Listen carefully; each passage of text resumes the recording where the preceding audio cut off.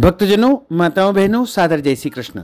हमारे YouTube channel में आप सभी का बहुत बहुत स्वागत है। मैं हूं आपके साथ आचार्य धर्मेंद्र शास्त्री। सबसे पहले आपको और आपके पूरे परिवार को मोहिनी एकादशी की बहुत बहुत शुभकामनाएं और बधाइयां। भगवान श्री हरि लक्ष्मी नारायण जी का भरपूर आशीर्वाद आप सभी के जीवन पर निरंतर बना रहे। आप सभी सुखी रहें, स्वस्थ रहें, व्यस्त रहें, मस्त रहें, सदैव प्रगति तथा उन्नति को प्राप्त करते रहें।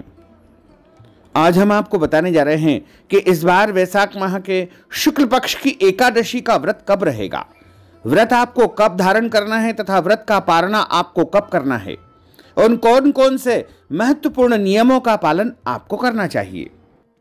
वैशाख माह के शुक्ल पक्ष की एकादशी को मोहिनी एकादशी के नाम से जाना जाता है। इस दिन भगवान श्री हरि नारायण ने मोहिनी अवतार धारण किया था, इसलिए इस एकादशी को मोहिनी एकादशी के नाम से जाना जाता है। इस बार एकादशी तिथि का आरंभ 18 मई 2024 शनिवार को दिन में 11:21 से हो जाएगा, जो कि 19 मई 2024 रविवार की दोपहर 1:49 पर एकादशी तिथि समाप्त हो जाएगी। सूर्योदय व्यापिनी द्वादशी युक्त शुद्ध हरिवासर जो एकादशी रहेगी वो 19 मई 2024 रविवार के दिन ही रहेगी। सभी भक्तजनों, माताओं, बहनों, वैष्णव जनों को 19 मई के ब्रह्म मुहूर्त से एकादशी व्रत धारण करना है और इस व्रत का पारणा का अर्थ होता है व्रत खोलने का दिन या व्रत खोलने का कार्य, जो कि आपको 20 मई 2024 सोमवार की सुबह 5:41 से लेकर के 7:41 के मध्य करना चाहिए। पूरे वर्ष में 24 एकादशी आती है, लेकिन जिस साल अधिक मास या पुरुषोत्तम मास आता है उस साल 2 अधिक एकादशी होती है, यानी कुल मिलाकर के उस वर्ष 26 एकादशी आती है। प्रत्येक महीने में 2 बार एकादशी आती है, एक कृष्ण पक्ष में, दूसरी शुक्ल पक्ष में। दोनों ही एकादशियों का भिन्न भिन्न महत्व हमारे धर्म ग्रंथों तथा पुराणों में बताया हुआ है। एकादशी का व्रत भगवान श्री हरि लक्ष्मी नारायण जी का परम प्रिय व्रत है। एकादशी का व्रत करने से मनुष्यों के कई जन्मों के पाप जड़ से नष्ट हो जाते हैं तथा उनके पुण्यों का उदय होता है। जब मनुष्य के जन्म जन्मांतर के पाप नष्ट हो जाते हैं तभी उन्हें सांसारिक एवं भौतिक सुखों की प्राप्ति होती है। जो भक्तजन, माताएं, बहनें एकादशी का व्रत करते हैं उनको अपने जीवन काल में कम से कम एक बार एकादशी व्रत का उद्यापन अनिवार्य रूप से करना चाहिए। या तो उद्यापन स्वयं करें या किसी ब्राह्मण देवता के माध्यम से भी आप एकादशी व्रत उद्यापन करवा सकते हैं। आप यदि चाहें तो हमारे माध्यम से भी हमारे फोन पर संपर्क करके एकादशी व्रत का उद्यापन संपन्न करवा सकते हैं। जो भक्तजन, माताएं, बहनें एकादशी का व्रत करते हैं उनको दशमी तिथि से लेकर के द्वादशी तिथि तक कुछ महत्वपूर्ण नियमों का पालन अनिवार्य रूप से करना चाहिए। दशमी तिथि के दिन एक समय शुद्ध एवं सात्विक भोजन करें। इस दिन चावल, शहद, लहसुन, प्याज, मांस, मदिरा, मसूर की दाल, कटहल की सब्जी का उपयोग भोजन के रूप में नहीं करना चाहिए। दशमी के दिन पराय अन्न अर्थात दूसरे के घर का भोजन नहीं करना चाहिए। इस दिन ब्रह्मचर्य व्रत का पालन करना चाहिए। एकादशी के दिन सुबह जल्दी उठ करके स्नान करके पूजा अर्चना करके एकादशी व्रत का संकल्प धारण करना चाहिए। अगला जो वीडियो आएगा उसमें संकल्प की पूरी विधि और संकल्प बोल करके हम आपको बताएंगे कि किस प्रकार से आपको संकल्प धारण करना चाहिए।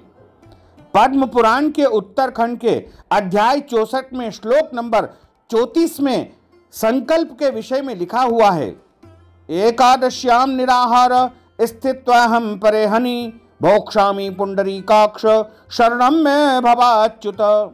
हे कमल नयन, हे वासुदेव, हे माधव, हे अच्युत, मैं एकादशी के दिन निराहार रह करके दूसरे दिन ही भोजन करूंगा। एकादशी व्रत जिस दिन धारण करते हैं उस दिन सूर्य भगवान को अर्घ्य प्रदान करें, माता पिता को प्रणाम करें, तुलसी जी का पूजन करें, गौ माता का पूजन करें। एकादशी के दिन किसी भी अन्न नहीं खाना चाहिए, यानी किसी भी प्रकार का कोई अन्न का सेवन बिल्कुल नहीं करना चाहिए। सभी लोगों को इस दिन केवल फलाहार ही करना चाहिए। सर्वोत्तम फलाहार गाय का दूध और फल माने गए हैं, जैसे मखाने, साबूदाने, मूंगफली दाने और आलू और अन्य शुद्ध सात्विक फलाहार का आप उपयोग कर सकते हैं। एकादशी के दिन आपको फलाहार के रूप में हल्दी का उपयोग नहीं करना चाहिए, फलाहारी नमक का ही उपयोग करना चाहिए। एकादशी के दिन झूठ न बोले, क्रोध न करे, लड़ाई झगड़ा एवं वाद विवाद बिल्कुल न करे। ब्रह्मचर्य व्रत का पालन करना चाहिए। दाढ़ी कटिंग या शेविंग न करवाएं। शरीर के अंग के कोई भी बाल काटना या कटवाना वर्जित माना जाता है। किसी भी प्राणी का, किसी भी मनुष्य का, किसी भी जीव जंतु का अपमान या अनादर नहीं करना चाहिए। दिन में सोना नहीं चाहिए। किसी कारणवश यदि आप सो जाते हैं तो शाम को स्नान करके ही पूजा अर्चना करें। रात्रि में जागरण करें। पूजन पाठ करके ब्राह्मण देवता के मुख से एकादशी व्रत कथा सुनना चाहिए। कथा सुनने के बाद ब्राह्मण देवता को यथाशक्ति दक्षिणा भी प्रदान करना चाहिए। और शुभ मुहूर्त में एकादशी के अगले दिन ही व्रत का पारणा करना चाहिए। जब आप एकादशी व्रत का पारणा करते हैं उस समय ब्राह्मण भोजन करवाने का विधान है। यदि आप ब्राह्मण भोजन नहीं करवा पाते हैं तो ब्राह्मण देवता को आटा, दाल, चावल, सीधा सामग्री का दान करें। सामग्री दान नहीं कर पाते हैं तो आप नगद धन राशि भी ब्राह्मण देवता को प्रदान करके और ब्राह्मण भोजन का संपूर्ण पुण्य लाभ प्राप्त कर सकते हैं।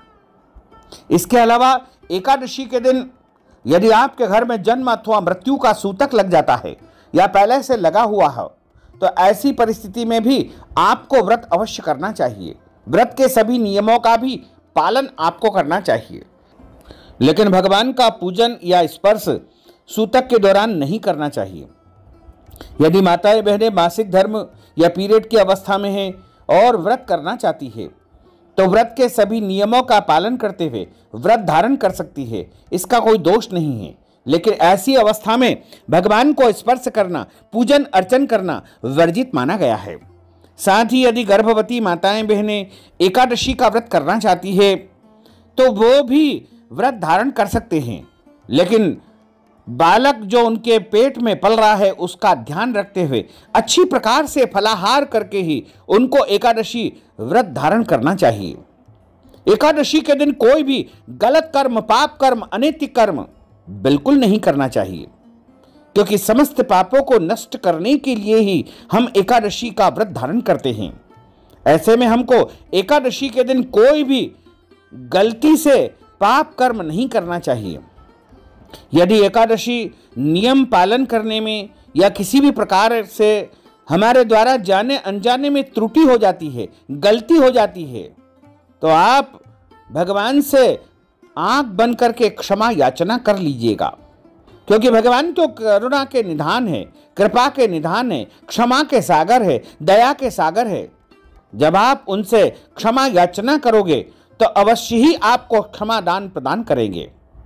तो भक्तजनों, माताओं बहनों, हमने आपको एकादशी व्रत के विषय में संपूर्ण जानकारी प्रदान की है। यदि आप हमारे माध्यम से एकादशी व्रत का उद्यापन करवाना चाहते हैं तो हमारे व्हाट्सएप के माध्यम से आप अपना नाम और गोत्र हमें भेजें और इस हेतु नगद धनराशि हमारे गूगल पे, फोन पे, पेटीएम नंबर, अकाउंट नंबर के माध्यम से भेज करके एकादशी व्रत का उद्यापन हमारे माध्यम से संपन्न करवा सकते हैं। मोहिनी एकादशी के निमित्त यदि आप कोई भी धनराशि प्रदान करना चाहते हैं, दान दक्षिणा देना चाहते हैं, ब्राह्मण देवताओं को फलाहार करवाना चाहते हैं, अन्नदान, वस्त्रदान, गोदान, स्वर्णदान, भूमिदान या कोई भी दान पुण्य यदि आप एकादशी के निमित्त करना चाहते हैं तो आप अपना नाम और गोत्र हमें व्हाट्सएप के माध्यम से भेजें और नगद धनराशि गूगल पे, फोन पे, पेटीएम नंबर के माध्यम से भेज करके मोहिनी एकादशी का संपूर्ण पुण्य लाभ प्राप्त कर सकते हैं। साथ ही आप सभी से अनुरोध है कि हमारे इस ज्ञानवर्धक वीडियो को अंत तक देखिएगा और देखने के बाद अधिक से अधिक लोगों को शेयर भी कर दीजिएगा। आप सभी को सादर जय श्री कृष्ण, सादर धन्यवाद।